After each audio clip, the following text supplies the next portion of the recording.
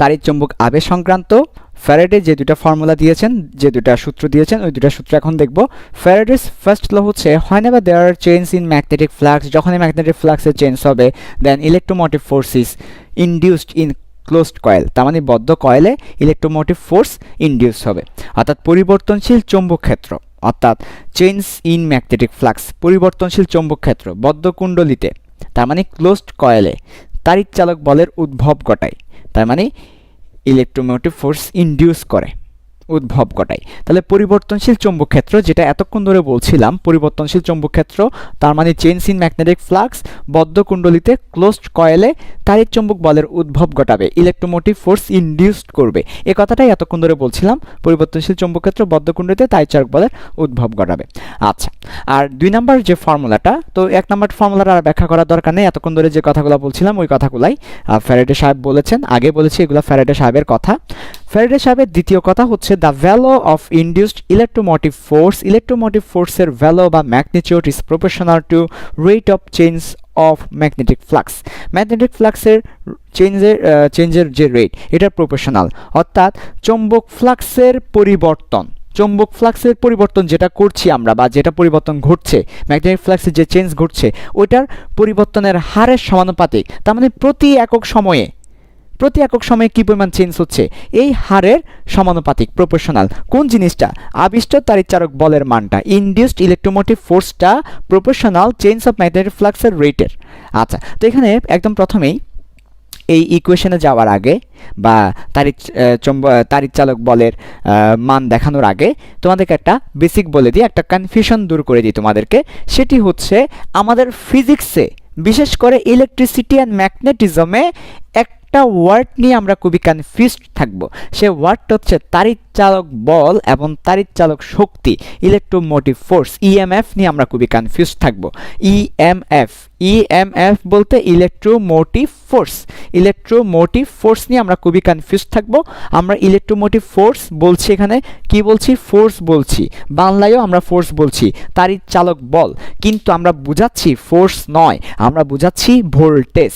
তাহলে ইএমএফ দিয়ে কিন্তু ফোর্সকে বোঝানো হয় না, ইএমএফ দিয়ে ব্যাটারির ভোল্টেজকে বোঝানো হয়।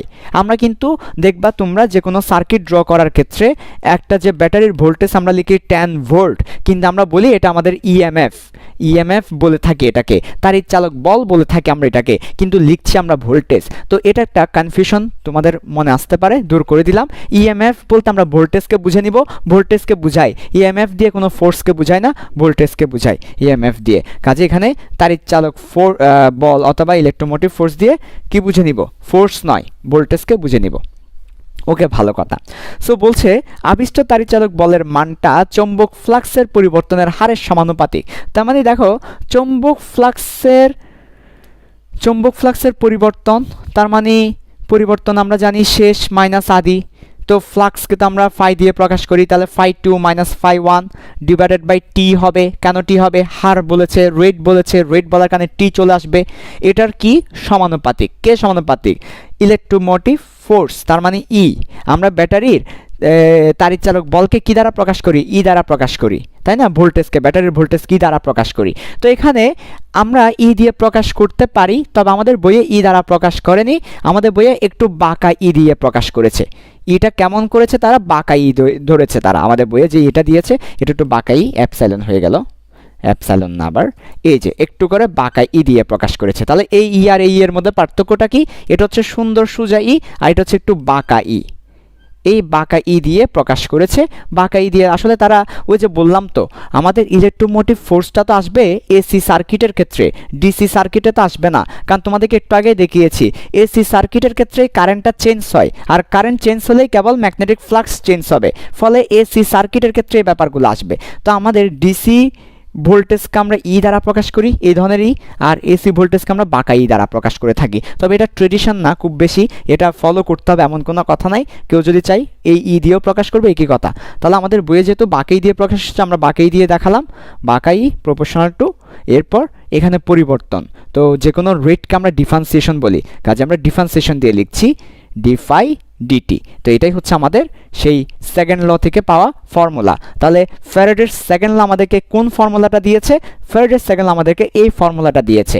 তার মানে হচ্ছে ইলেকট্রোমোটিভ ফোর্স অর্থাৎ ভোল্টেজ, ইলেকট্রোমোটিভ ফোর্স অর্থাৎ ভোল্টেজ প্রপোর্শনাল ফ্লাক্সের পরিবর্তনের হারের, rate of change of flux, rate of change of flux মানে differentiation of flux, rate of change of ফ্লাক্সের প্রপোর্শনাল সমানুপাতিক। তো এই কথাটা কে বলেছে? মাইকেল ফ্যারাডে বলেছে। তো এটা হচ্ছে মাইকেল ফ্যারাডের দ্বিতীয় সূত্র। ঠিক আছে, তো এই হচ্ছে আমাদের প্রথম সূত্র, আর এটা হচ্ছে আমাদের মাইকেল ফ্যারাডের দ্বিতীয় সূত্র। তো এটার প্রমাণটা বা ফিলিংসটা কি ভাইয়া? এটার প্রমাণ বা ফিলিংসটা এভাবেই দেওয়া যায়, ফ্লাক্সের পরিবর্তনের হার যত বেশি হবে তত বেশি, তুমি দেখতেই পাচ্ছ আমরা যত বেশি ফ্লাক্সের পরিবর্তন ঘটাতে পারবো, ফ্লাক্সের পরিবর্তন ঘটাতে পারবো, তত বেশি সেখানে তড়িৎ ক্ষেত্র তৈরি হবে। তড়িৎ ক্ষেত্র তৈরি হওয়ার অর্থ হচ্ছে সেখানে কি তাড়িৎচালক বল তৈরি হবে সেখানে তত বেশি। তাহলে যত বেশি ফ্লাক্সের পরিবর্তন ঘটানো যাবে তত বেশি তাড়িৎচালক বলের কি দেখা যাবে? উদ্ভব ঘটবে। তাই এটা সমানুপাতিক। এই হচ্ছে ফ্যারাডের সেকেন্ড ল, সেকেন্ড অবজারভেশন থেকে সেকেন্ড লটা ছিল এটা। এবার আমরা চলে যাব তাড়িৎ চৌম্বক সংক্রান্ত লেন্জের যে সূত্রটা আছে সেই লেন্জের সূত্রে যাব।